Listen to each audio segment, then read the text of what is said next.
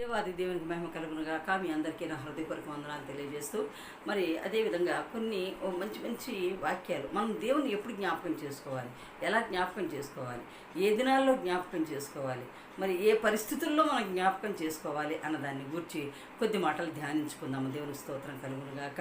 మరి ఒక మాట అంటాడు, దుర్దినములు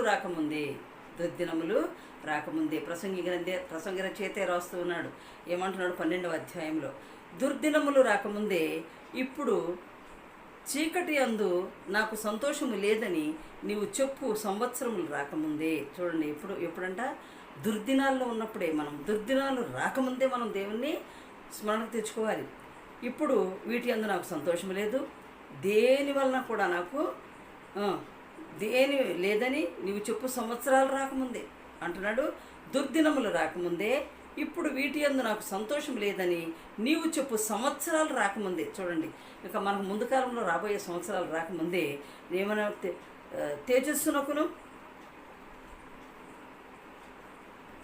సూర్య చంద్ర నక్షత్రములకును చీకటి కమ్మకముందే. చూడండి, తేజస్సునకును సూర్య చంద్ర నక్షత్రములకును చీకటి కమ్మకముందే వాన వెలిసిన తర్వాత మేఘములు మరలా రాకముందే, వాన వెలిసిన తర్వాత మేఘములు మరలా రాకముందే నీ బాల్య దినములందే నీ సృష్టికర్తను స్మరణకు తెచ్చుకొనుము. దేవుని ఎప్పుడు మన సృష్టించిన సృష్టికర్తను ఎప్పుడు స్మరణకు తెచ్చుకోవాలట? దుర్దినాలు, చెడ్డ దినాలు రాకముందే. మనం భయానక పరిస్థితుల్లో ఉన్నామండి. ఇప్పుడు చూసినట్టయితే రాకటి దినాల్లో ఉన్నామని చెప్పుకుంటున్నాం కదా.